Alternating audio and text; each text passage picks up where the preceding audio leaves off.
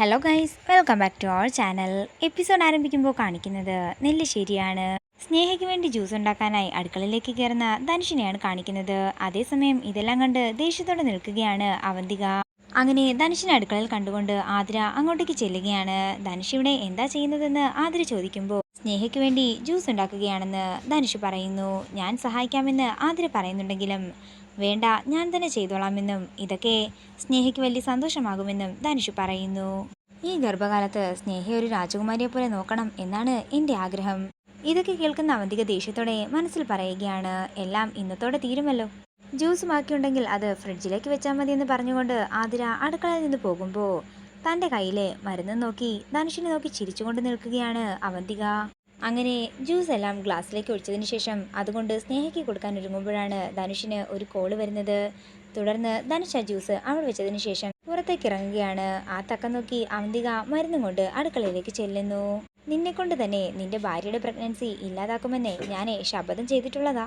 അതെന്താണെങ്കിലും ഞാൻ ഇന്ന് തന്നെ നടത്തിയെടുത്തിരിക്കുമെന്ന് അവന്തിക പറയുന്നു. തുടർന്ന് അടുക്കളയിലേക്ക് ചെല്ലുന്ന അവന്തിക ആ മരുന്നിന്റെ 1/4 ഭാഗവും ആ ഗ്ലാസ്സിലേക്ക് ഒഴിക്കുകയാണ്.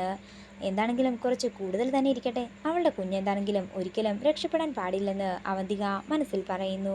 അങ്ങനെ ഫോൺ ചെയ്തതിന് ശേഷം അടുക്കളയിലേക്ക് വരുന്ന ധനുഷ് ആ ജ്യൂസും കൊണ്ട് സ്നേഹയുടെ അടുത്തേക്ക് ചെല്ലുകയാണ്. അങ്ങനെ ധനുഷ് കൊണ്ടു കൊടുക്കുന്ന ജ്യൂസ് സന്തോഷത്തോടെ മുഴുവൻ കുടിക്കുകയാണ് സ്നേഹ.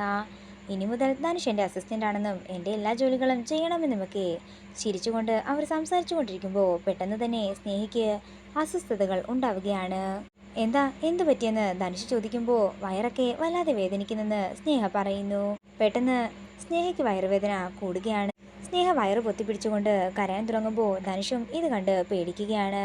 ധനുഷ് പെട്ടെന്ന് തന്നെ സേതുമാധവനെയും ആതിരയും ഒക്കെ തന്നെ മുറിയിലേക്ക് വിളിക്കുമ്പോൾ ഇതെല്ലാം കണ്ട് സന്തോഷത്തോടെ നിൽക്കുകയാണ് അവന്തിക. പെട്ടെന്ന് തന്നെ എല്ലാവരും ചേർന്ന് സ്നേഹയെ ഹോസ്പിറ്റലിലേക്ക് കൊണ്ടുപോവുകയാണ്. പിന്നീട് കാണിക്കുന്നത് ക്ഷേത്രത്തിൽ പൂജയിൽ പങ്കെടുത്തുകൊണ്ടിരിക്കുന്ന സച്ചിയും അർച്ചനയും വൃന്ദാവനം വീട്ടിലുള്ള മറ്റുള്ളവരെയുമാണ്.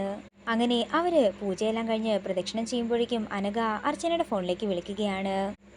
ഏട്ടത്തി ഫോൺ എടുക്കുന്നില്ലല്ലോ, ഇത് വല്ലാത്ത പുലിവാലാകുമല്ലോ, തുലാഭാരം കഴിഞ്ഞു കാണുമോ എന്നൊക്കെ ടെൻഷനോടെ പറയുകയാണ് അനഘ. അതേസമയം അർച്ചനയെ തുലാഭാരം തൂക്കുന്നതാണ് കാണിക്കുന്നത്. പെട്ടെന്ന് തന്നെ തുലാഭാരത്തിന്റെ തട്ടുപൊട്ടി അർച്ചന താഴേക്ക് വീഴുന്നു. എന്റെ ദേവി, അപശകുനമാണല്ലോ കാണുന്നതെന്ന് തിരുമേനി പറയുമ്പോൾ എല്ലാവരും ടെൻഷനോടെ നിൽക്കുകയാണ്. ഇത് അപശകുനമൊന്നുമല്ല, ആ ചങ്ങലയ്ക്ക് എന്തോ പ്രശ്നമുണ്ടായിരുന്നത് കൊണ്ടാണെന്നൊക്കെ സച്ചി പറയുന്നുണ്ടെങ്കിലും വിഷമത്തോടെ പൊട്ടിക്കരയുകയാണ് അർച്ചന. ഇതോടുകൂടി ഇന്നത്തെ എപ്പിസോഡ് ഇവിടെ തീരുകയാണ്. വീഡിയോ ഇഷ്ടമായെങ്കിൽ മറക്കാതെ ലൈക്ക് ചെയ്യുക, ഷെയർ ചെയ്യുക, കമൻറ്റ് ചെയ്യുക. കൂടുതൽ സീരിയൽ അപ്ഡേറ്റ്സിനായി മറക്കാതെ സബ്സ്ക്രൈബ് ചെയ്യുക.